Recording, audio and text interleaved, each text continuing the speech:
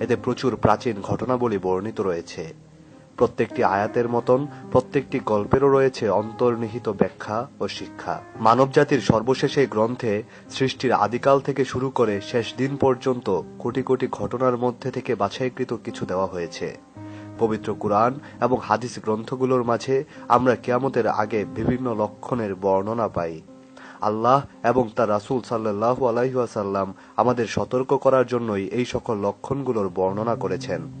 কিয়ামতের কয়েকটি বড় বড় পূর্ব ঘটনা হল ঈসা আলাইহিস সালামের পুনরায় আগমন, ইয়াজুজ মাজুজের আগমন, দাজ্জালের আগমন, ইমাম মেহেদী এর আগমন ইত্যাদি। আজকের এই ভিডিওতে আমরা ইয়াজুজ এবং মাজুজ জাতির আগমনের ঘটনা নিয়ে বিস্তারিত বলার চেষ্টা করব। প্রথমেই প্রশ্ন উঠবে, ইয়াজুজ এবং মাজুজ জাতি আসলে কারা? ইয়াজুজ এবং মাজুজ দুটি জাতির নাম। এরা মানুষ, আমাদের মতোই মানুষ। এরা পৃথিবীতেই ছিল, এখনো আছে, সত্যি সত্যি আছে। আমাদের মতোই এরাও হযরত আদম আলাইহিস সালামের বংশধর। বুখারী শরীফের হাদিস অনুযায়ী হাসরের দিন আল্লাহ আদম আলাইহিস সালামকে বলবেন, তোমার বংশধরদের থেকে যারা জাহান্নামে যাবে তাদের আলাদা করে দাও। আদম আলাইহিস সালাম জিজ্ঞাসা করবেন, আল্লাহ, আমি তো জানি না তারা কারা। আল্লাহ বলবেন, প্রতি ১,৯৯৯ জন জাহান্নামে যাবে। এটি শোনার পর সাহাবীদের মুখ শুকিয়ে গেল। তারা জিজ্ঞেস করলেন, রাসূলুল্লাহ সাল্লাল্লাহু আলাইহি ওয়াসাল্লাম, কি নিশ্চয়তা যে আমরা সেই একজন হব? রাসূলুল্লাহ উত্তর দিলেন, ইয়াজুজ এবং মাজুজ জাতির ভিতর থেকে হবে ৯৯৯ জন এবং বাকিদের ভিতর থেকে হবে একজন। এটার ব্যাখ্যা এভাবে দেওয়া যায় যে যদি অন্যদের মধ্যে প্রতি ১,০০০ একজন জাহান্নামে যায়, তাহলে ইয়াজুজ মাজুজদের মধ্যে ১,৯৯৯ জন জাহান্নামে যাবে। এই জাতির নৈতিক অবস্থা সম্পর্কে একটু ধারণা পাওয়া যায় এখান থেকে। এরা নূহ আলাইহিস সালামের তৃতীয় সন্তান ইয়াফিজের বংশধর। এরা সভ্যতার আলো থেকে সম্পূর্ণ বঞ্চিত জাতি। এরা অত্যন্ত প্রাচীন, দয়ামায়াহীন এবং দুর্নীতিগ্রস্ত একটা জাতি। এদের কোনো ন্যায় নীতি, দয়ামায়া, ভালোবাসা কিচ্ছু নেই। এরা যোদ্ধা জাতি। এদের মূল অস্ত্র হচ্ছে নিজেদের মধ্যে একতা। এদের কোনো আধুনিক অস্ত্র নেই। আধুনিক বিশ্ব কি এ ব্যাপারে তাদের বিন্দুমাত্র কোনো ধারণা নেই। জ্ঞান বিজ্ঞান প্রযুক্তি সম্পর্কে এদের বিন্দুমাত্র ধারণা নেই। এরা সংখ্যায় অগণিত। এরা আক্রমণ করে স্রোতের মতন, পঙ্গপালের মতন। হত্যা, ডাকাতি, দুর্নীতি, অরাজকতা, অন্যায়, ধর্ষণ, যা ইচ্ছা তাই করবে এরা। এদের মূল লক্ষ্য একটাই, তা হলো পৃথিবীকে দখল করে নেয়া। এরা যখন বের হবে, এদের সামনে দাঁড়ানোর মতো কোনো শক্তি থাকবে না। পুরো পৃথিবী ছিন্ন ভিন্ন করে দেওয়ার মতো ক্ষমতা নিয়ে বের হবে এই দুই জাতি। মাত্র ২ বার পৃথিবীতে স্রোতের মতো মানুষ বের হবে। একবার বের হবে যখন ইয়াজুজ মাজুজ ছাড়া পাবে, আরেকদিন বের হবে যেদিন ইসরাফিল আলাইহিস সালাম তার সিংহায় দ্বিতীয় ফু দিবেন।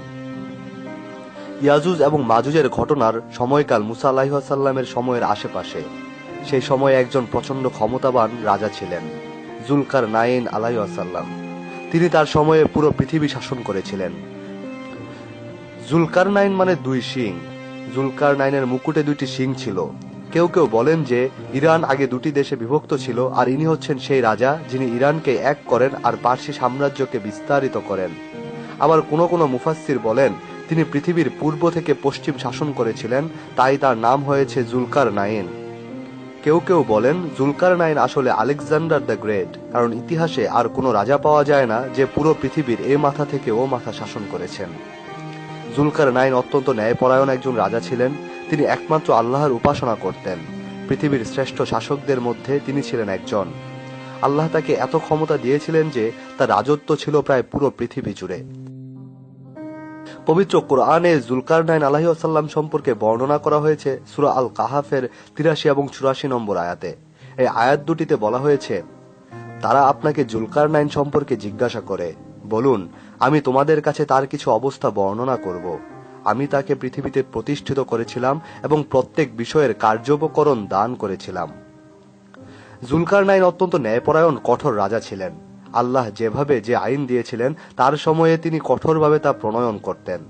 তার নিয়ম ছিল এটা যে যে ভালো কাজ করবে আমি তাকে বিশাল পুরস্কার দিব, যে খারাপ কাজ করবে, দুর্নীতি করবে, আমি তাকে শাস্তি দিব। আমি তো দিবই এই পৃথিবীতে, আর শেষ বিচারের জন্য আল্লাহ তো আছেনই। এইভাবে তিনি পৃথিবীতে ন্যায় বিচার প্রতিষ্ঠা করে বেড়াতেন। তিনি তার বাহিনী নিয়ে বের হয়ে পড়তেন সারা পৃথিবীতে। খুঁজে খুঁজে বের করতেন কে কোথায় কি করছে, কে ভালো কাজ করছে, কে কে অন্যায় করে বেড়াচ্ছে। জনপদ থেকে জনপদে ঘুরে বেড়াতেন জুলকারনাইন, বিচার করতেন অন্যায়ের, ভালোবাসতেন ভালো মানুষদের, ভয় করতেন আল্লাহকে। কি অদ্ভুত জীবন দিয়েছিলেন তাকে আল্লাহ, কি বিরল সম্মান ও ক্ষমতা। তিনি যাত্রা শুরু করলেন একবার, তিনি মেডিটেরিয়ানের দিকে যাত্রা শুরু করলেন, তারপর পূর্ব দিকে যেতে যেতে পাকিস্তানের দিকে আসলেন। এক জায়গায় এসে দেখলেন পানিতে সূর্য অস্ত যাচ্ছে। এর অর্থ এরকম করা যেতে পারে যে যতদূর তিনি গিয়েছিলেন তারপর আর কোনো যাওয়ার রাস্তা ছিল না। সেই রাজ্য তিনি জয় করলেন। সেখানে তিনি কিছু লোক বা কোনো জনপদ পেলেন। আল্লাহ তাকে শাসক হিসেবে দুটি অপশন দিলেন, যে চাইলে তিনি তাদের অত্যাচার করতে পারেন, আবার চাইলে তাদের দয়াও দেখাতে পারেন, যা বর্ণনা করা হয়েছে কোরআনের ৮৬ নম্বর আয়াতে। তিনি বললেন যে খারাপ কাজ করে আমি তাদের শাস্তি দেব, আর যখন তারা তাদের প্রভুর কাছে ফেরত যাবে তিনি তাদের আরো কঠোর শাস্তি দেবেন, আর যারা বিশ্বাস করেছে ও ভালো কাজ করে আমি তাদের পুরস্কার দিব। এই ঘটনাগুলোর বর্ণনা দেওয়া হয়েছে সূরা কাহাফের ৮৫ থেকে ৮৮ নম্বর আয়াতে। এরপর তিনি আবার যাত্রা শুরু করলেন। আরো পূর্ব দিকে যেতে যেতে তিনি এমন এক জনপদে আসলেন যেখানে তিনি আবিষ্কার করলেন তারা অত্যন্ত প্রাচীন, এতই প্রাচীন যে তাদের ঘরগুলোর উপর কোনো ছাদ পর্যন্ত ছিল না। এখানে এসেও তিনি ন্যায় বিচার প্রতিষ্ঠা করলেন এবং মানুষকে আল্লাহর কথা জানিয়ে দিয়ে গেলেন। পৃথিবীর রাজা আবার শুরু করলেন যাত্রা। যেতে যেতে এমন এক জায়গায় আসলেন যেখানে দুটি বড় বড় পাহাড় আছে। সূরা কাহাফের ৯২ থেকে ৯৪ নম্বর আয়াতে বর্ণনা করা হয়েছে ইয়াজুজ এবং মাজুজ জাতির কথা। জুলকারনাইন আলাইহিস সালাম পাহাড়ের পাশে একটা জাতি পেলেন যারা প্রায় অশিক্ষিত ও কথাবার্তা জানে না বললেই চলে, অত্যন্ত প্রাচীন সভ্যতাহীন কোন এক জাতি। কোনোভাবে আকারে ইঙ্গিতে তারা জুলকারনাইনকে বলল, জুলকারনাইন, ইয়াজুজ আর মাজুজ আমাদেরকে ধ্বংস করে দিচ্ছে। তারা আমাদের ভূখণ্ডে অত্যন্ত দুর্নীতি, মারামারি, হানাহানি, অরাজকতা করছে। আমরা যদি তোমাকে আমাদের সম্পদ থেকে কিছু অংশ দিয়ে দেই, তুমি কি তাদের আর আমাদের মাঝে একটা বিশাল প্রাচীর বা সাআদ তৈরি করে দেবে, যাতে তারা আর জীবনেও আমাদের দেশে ঢুকতে না পারে? জুলকারনাইন উত্তর দিলেন, তোমাদের টাকার আমার কোনো দরকার নেই। আল্লাহ আমাকে যা দিয়েছেন তা যে কোনো সম্পদের চেয়ে উত্তম। যদি তোমরা তোমাদের জনবল দিয়ে আমাকে সাহায্য করো, আমি তোমাদের ও তাদের মাঝে একটা নিশ্ছিদ্র প্রাচীর বা রদমা তৈরি করে দেব। মুফাসসিরগণ রদমা শব্দের অর্থ করেন নিশ্ছিদ্র প্রাচীর। সেই জাতির আবেদনের পরিপ্রেক্ষিতে জুলকারনাইন আলাইহিস সালাম বললেন, আমাকে লোহা এনে দাও। হাজার হাজার টন লোহা আনা হলো। তিনি দুই পাহাড়ের মধ্যে সেই লোহা রাখলেন। লোহা দিয়ে প্রথমে একটা ফাঁপা দেয়াল বানালেন, তারপর বললেন, এবার চুল্লিতে আগুন দাও। দুটি পর্বতের মধ্যে লোহার দেয়াল, তাতে এমন আগুন দেওয়া হলো যে লোহা গলে গেল। লোহা যখন গলা শুরু করলো, রাজা হুকুম দিলেন, এবার গলিত কিত্রা নিয়ে আসো। সূরা কাহাফের ৯৬ নম্বর আয়াতে কিত্রা শব্দটি ব্যবহার করা হয়েছে। কিত্রা শব্দের আবিধানিক অর্থ হয় তামা।